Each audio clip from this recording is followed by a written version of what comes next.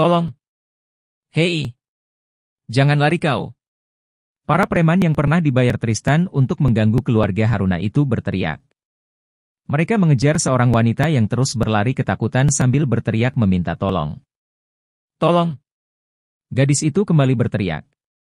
Mereka berada di area jalanan sepi di dekat apartemen yang terbengkalai. Ia masuk ke dalam gedung apartemen kosong yang gelap. Dindingnya sudah runtuh sebagian, pintu dan jendela sudah tidak ada. Desahan napas tertekan itu diredam oleh tangan seseorang dari belakang. Gadis itu meronta dan mencoba melepaskan diri dari pria yang membekap mulutnya. Namun, laki-laki itu begitu kuat. Sang gadis tidak sanggup melawannya. Ia hanya bisa menangis pasrah. Air bening keluar di kedua ujung telaga matanya. Diam! Jangan berisik! Kalau kamu berisik, mereka bisa menemukan kita, bisik laki-laki yang membekap mulutnya. Udara yang keluar dari mulut laki-laki di belakangnya, terasa hangat menerpa telinga sang gadis. Ada sedikit kelegaan dalam hatinya, tapi ia tidak benar-benar yakin kalau laki-laki itu berniat menolongnya. 4 orang preman itu masih mencari sang gadis. Namun, karena mereka sudah lelah berlari, mereka akhirnya pergi. Laki-laki yang menolong gadis itu menghela napas lega. Ia melepaskan tangannya dari mulut si gadis. Hah, akhirnya mereka pergi. Kalau harus bertarung, aku tidak sanggup melawan mereka. Gadis itu mendengar penolongnya berbicara. Suaranya sangat menyejukkan hati si gadis. Seakan-akan, suara itu adalah musik klasik yang mendayu merdu dan menenangkan. Terima kasih, ucap si gadis. Sama-sama. Karena mereka sudah pergi, sebaiknya kamu segera pulang, ucap laki-laki yang menolongnya. Ia segera melangkah pergi, tapi gadis itu menahannya dengan memegangi jaket yang dipakai laki-laki tinggi yang tidak terlihat wajahnya. Ah, aku takut, ucap gadis itu dengan suara bergetar. Aku akan mengantarmu. Laki-laki itu membawanya keluar dari gedung apartemen kosong yang gelap. Saat laki-laki itu menyalakan motornya, lampu dari bagian depan sebuah mobil menyala. Cahaya lampu membuat mata laki-laki silau dan ia menghalangi matanya dengan menggunakan lengan. Sudah aku duga. Lihat. Gadis itu memang dibantu oleh temannya. Cuy. Kau tidak akan bisa lolos dariku. Ketua preman itu naik ke atas kap mobil dan menatap nyalang ke arah gadis dan laki-laki yang turun dari motor. Serang! Ketua preman memberi aba-aba dan ketiga preman lainnya menyerang. Perkelahian di antara mereka tidak dapat terelakkan lagi. Gadis itu mundur perlahan-lahan mendekati motor yang terparkir. Setelah ia menjangkau motor, mesin motor dihidupkan dan dia berteriak. Hei, lari! Si gadis menunggu laki-laki itu berlari lalu naik di atas motor. Setelah laki-laki itu naik, motor segera dipacu dengan kecepatan tinggi. Para preman itu tidak menyerah. Mereka mengejarnya. Terjadi kejar-kejaran antara mobil dan motor yang dikemudikan oleh si gadis. Saat melintasi perlintasan kereta tanpa palang pintu, motor kehilangan kendali dan terguling. Ketua preman itu menyuruh anak buahnya untuk menabrak mereka. Laki-laki itu berdiri sempoyongan di tengah jalan sepi. Namun, mobil para preman itu melaju semakin cepat. Mengarah lurus ke arah laki-laki yang masih merasa pusing karena terbentur aspal. Sebelum mobil itu menabrak tubuhnya, gadis itu berlari dan mendorong laki-laki ke tepi jalan. Dan... Buk! Mobil itu menabrak si gadis dan melindas kedua kakinya. Mobil itu hilang kendali dan berhenti di tengah rel perlintasan kereta. Tepat di saat yang sama, kereta lewat dan menabrak mobil itu sampai terseret sejauh 100 meter dari jalan raya. Gadis itu tersadar dari lamunannya. Ia mengingat kejadian beberapa bulan lalu. Sampai saat ini, laki-laki itu merasa bersalah karena gadis itu kehilangan kaki demi menyelamatkan dirinya. Hah! Intan menghela napas berat. Laki-laki yang menolongnya adalah Ihsan. Saat itu, ia baru saja pulang bekerja. Karena mendengar suara orang minta tolong, Ihsan pun mencari sumber suara dan menemukan Intan sedang berlari dan dikejar 4 orang preman. Melihat Intan masuk ke dalam gedung apartemen kosong, Ihsan mengikutinya diam-diam. Dan selanjutnya, kejadian yang baru saja mengisi lamunan Intan. Ayo makan, Ihsan mendorong kursi roda dan mengajak Intan makan. Kenapa kamu harus menikahiku? Aku sudah bilang, aku tidak apa-apa, ucap Intan. Jangan membahas itu, kumohon, ucap Ihsan. Ia tidak tega membiarkan Intan hidup seorang diri dengan kaki lumpuh permanen. Ihsan sudah merasakan seperti apa rasanya tinggal sendiri tanpa orang tua dan saudara. Rasanya sangat menyedihkan, walaupun keadaan Ihsan sehat dan utuh. Apalagi untuk Intan, gadis yatim piatu, tinggal sendiri, dan kaki cacat. Ihsan tidak bisa membayangkan seperti apa perasaannya. Maaf, ucap Intan. Ia senang karena Ihsan mau menikahinya dan menanggung biaya hidupnya. Namun, Intan tahu, Ihsan terpaksa menikahinya karena merasa iba. Ia tidak ingin dinikahi oleh laki-laki hanya karena kasihan padanya. Apalagi, hatinya mulai tergerak dengan apa yang Ihsan lakukan untuknya. Rasanya semakin sakit saat perasaan cinta Intan dibalas rasa iba dari orang yang dicintainya. Sewa kontrakan habis hari ini. Jadi, kita pindah ke rumahku. Tidak besar, tapi cukup nyaman untuk ditempati, ucap Ihsan sambil menuangkan air minum untuk Intan. Terima kasih. Aku merepotkanmu lagi, ucap Intan tidak enak hati. Kamu adalah istriku. Kewajibanku untuk memberikan kamu tempat tinggal yang layak. Habiskan makananmu, sebentar lagi kita pergi, ucap Ihsan.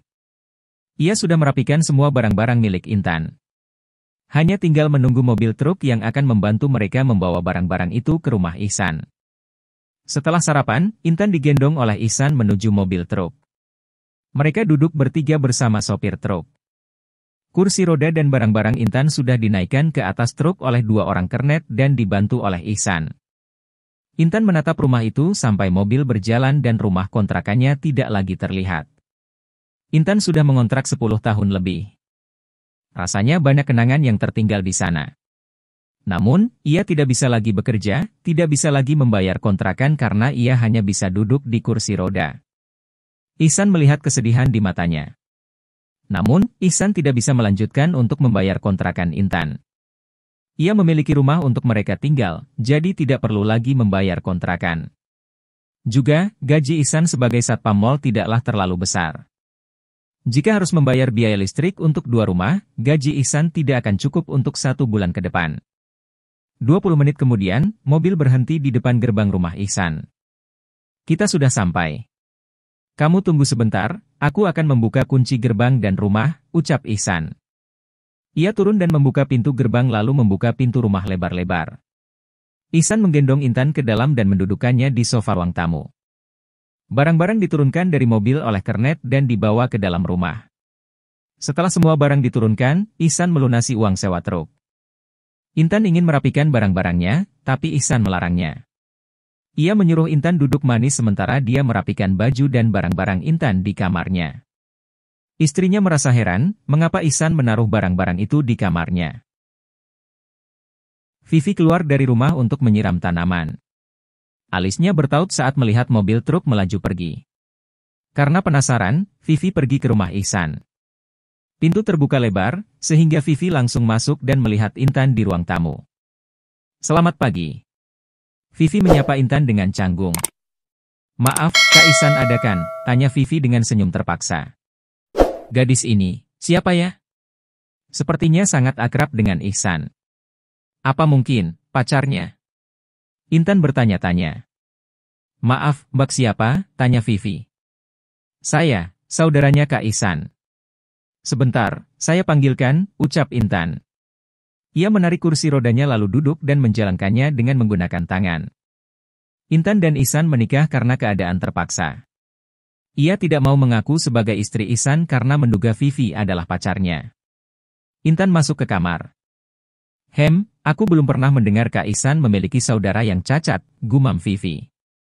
Tidak lama kemudian, Ihsan keluar sambil mendorong kursi roda. Selamat pagi Vivi.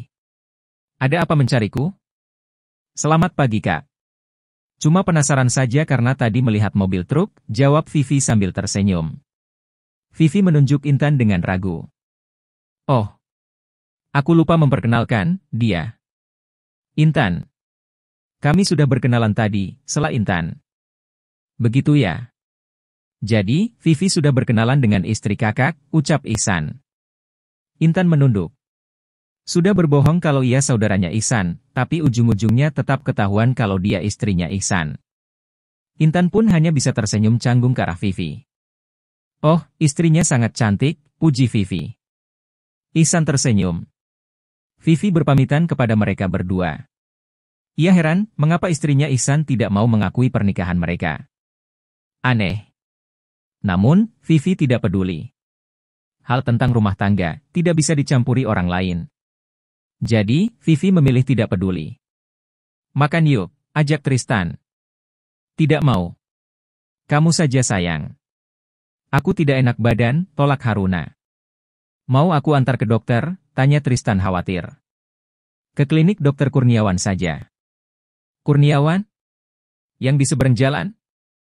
Memangnya di mana lagi? Gerutu Haruna kesal. Dia kan laki-laki. Cari dokter wanita saja, ucap Tristan dengan nada tak suka. Ia tidak rela istrinya dipegang-pegang oleh laki-laki lain, terlebih oleh Kurniawan.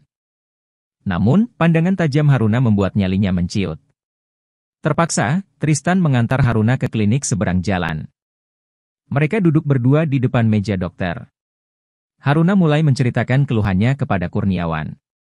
Mendengar penuturan Haruna, Kurniawan hanya senyum-senyum saja sambil mencatat beberapa obat yang harus diberikan kepada Haruna.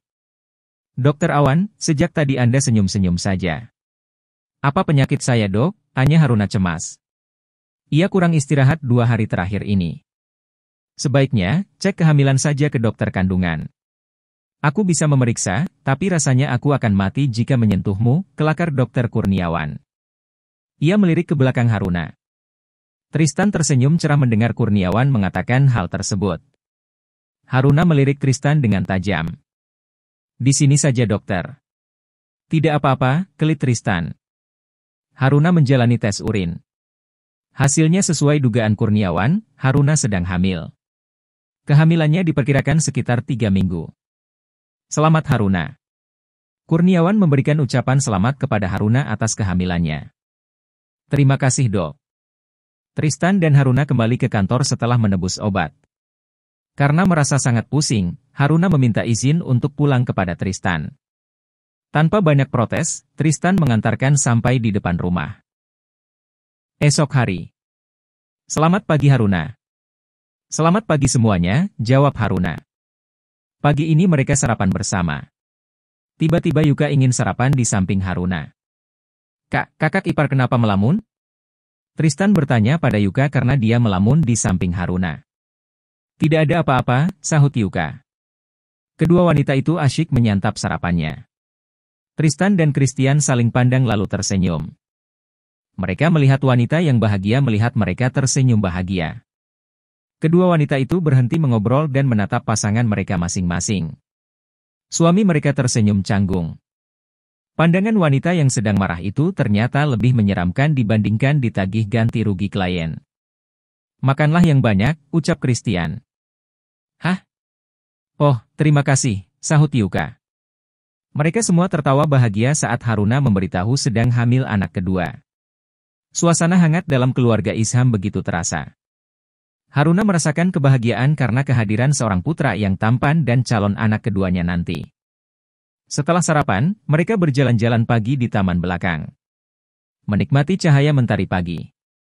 Kebetulan hari ini adalah hari Minggu, hari libur, harinya para karyawan bersantai. Kedua wanita itu berjalan di depan, sementara suami berjalan berdua di belakang.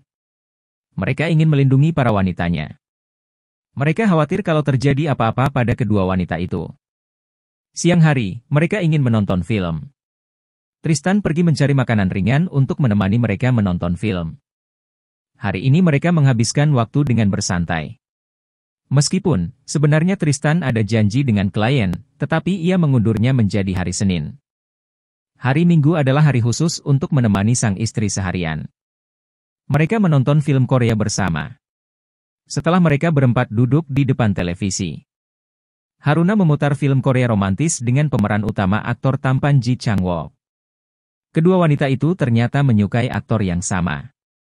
Hal itu membuat mereka asyik mengobrol, membicarakan semua tentang aktor Korea yang memiliki senyum paling manis menurut mereka berdua. Tidak mempedulikan raut kecemburuan di wajah para suaminya. Jadi, itu yang namanya Ji Chang-wook? Tanya Tristan sinis. Iya. Tampan kan? Senyumnya manis sekali, ya ampun, jawab Haruna santai. Andai saja bisa ketemu sama Ji Changwook, gumam Yuka dengan mata berbinar menatap layar televisi. Hei, siapa yang mengizinkan kamu ketemuan sama pria lain? Tanya Christian. Ya ampun, Haruna. Hehe bau cuka. Asem banget, kelakar Yuka.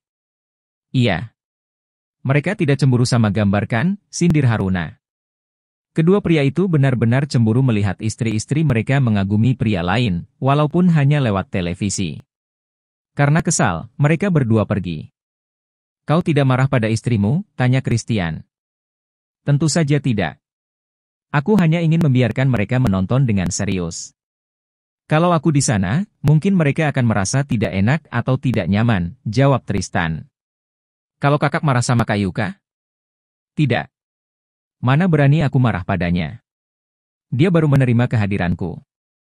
Aku sangat ingin bahagia dan menunjukkan padanya kalau aku tidak sama dengan mantan suaminya. Biarkan mereka bersantai berdua, menonton, mengobrol, atau apapun. Kita duduk di sini saja sambil bersantai, ucap Christian. Mereka selalu memprioritaskan kebahagiaan istri mereka. Lagi pula, mereka memiliki istri yang tidak banyak menuntut. Mereka bukan seperti wanita lain yang suka berbelanja dan menghamburkan uang suami. Mereka tetap ingin bekerja dan menghasilkan uang sendiri.